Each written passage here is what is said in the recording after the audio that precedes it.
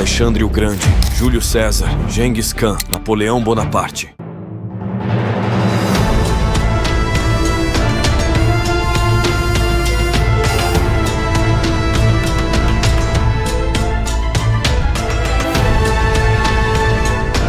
O fim dos 4 grandes conquistadores.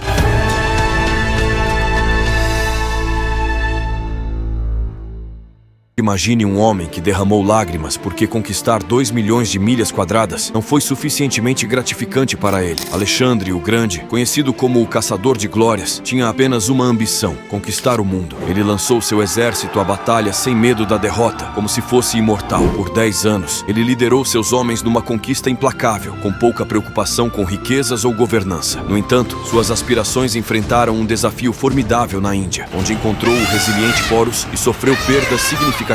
Apesar da exaustão de seus soldados e dos pedidos para retornar para casa, Alexandre persistiu até encontrar outro exército indiano formidável do outro lado do rio. Relutantemente, ele cedeu às demandas de seus homens, marcando o início de sua queda. Notório por seu consumo excessivo de álcool, Alexandre adoeceu gravemente uma noite, desencadeando uma luta entre seus generais oportunistas pelo controle de seu vasto império. Quando perguntado quem herdaria seu domínio, Alexandre respondeu de forma enigmática: ao mais forte. Essa ambiguidade desencadeou um conflito prolongado entre seus generais, levando à fragmentação do Império Macedônio antes que pudesse realmente se consolidar. Em última análise, a grandiosa visão de Alexandre nunca foi sobre a Macedônia, era apenas sobre sua própria ambição. Apesar do mito que cerca sua morte, cientistas modernos sugerem que ele pode ter sofrido de um distúrbio neurológico, possivelmente o deixando em coma antes de seu enterro. É concebível que, mesmo em seu aparente estado de morte, Alexandre permaneceu ciente das maquinações traiçoeiras daqueles ao seu redor. Em contraste com o lamento de Alexandre pela ausência de novos mundos a conquistar, Gaius Júlio César, seu fervoroso admirador, teria chorado ao ler sobre os feitos de Alexandre. Refletindo sobre suas próprias conquistas, César lamentou sua falta percebida de triunfos comparáveis, lamentando que, em sua idade, Alexandre já havia conquistado Dário,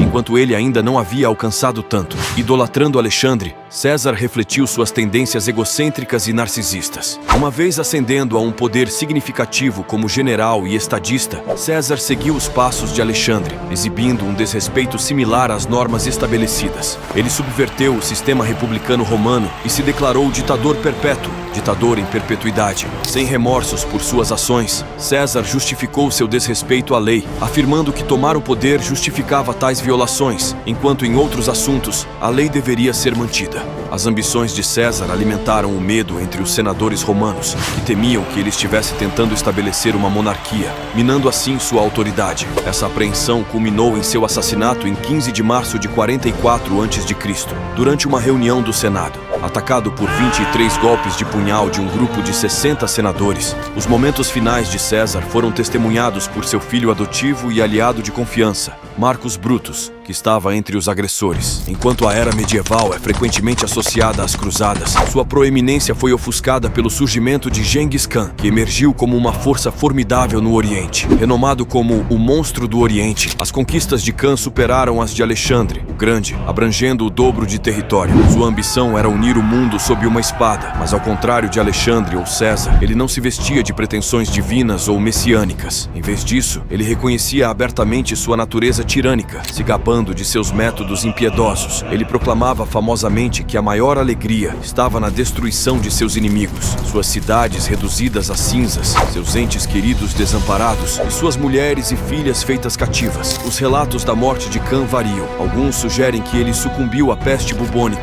enquanto outros afirmam que ele foi baleado enquanto cavalgava e morreu devido a ferimentos. Outra narrativa sugere que ele foi fatalmente castrado por uma princesa do Império Xia Ocidental, a quem ele havia mantido à força como concubina. A ambiguidade em torno de sua morte decorre de suas instruções explícitas para mantê-la em segredo. Khan, ciente da delicada fase da conquista mongol do Império Xia Ocidental, priorizou o sucesso de sua campanha sobre seu próprio grande funeral. Mesmo na morte, seu legado estava envolto em segredo. Seus seguidores impiedosamente massacravam qualquer um ao longo da rota de sua procissão fúnebre para garantir que o segredo permanecesse intacto. Avançando 5 séculos, Napoleão Bonaparte emerge como talvez o maior conquistador de sua época. Com a transição de espadas e lanças para a artilharia, Napoleão exibiu genialidade incomparável na arte da guerra. Apesar de inicialmente ascender ao poder em defesa da França revolucionária, suas ambições ultrapassaram em muito essa causa. Sua personalidade, talvez mais excêntrica do que seus antecessores, divergia do padrão. Enquanto César se considerava o único Messias para seu povo, Alexandre se via como uma divindade e Gengis governava como um tirano supremo, Napoleão se via como um artista da guerra.